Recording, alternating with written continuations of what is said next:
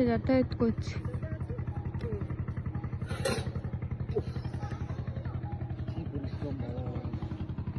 তো চলো, এই যে এদিকে একটু শহরের মতো এলাকা আছে, এই যে এখানটা ইস্কন মন্দির দেখতে পেয়েছো।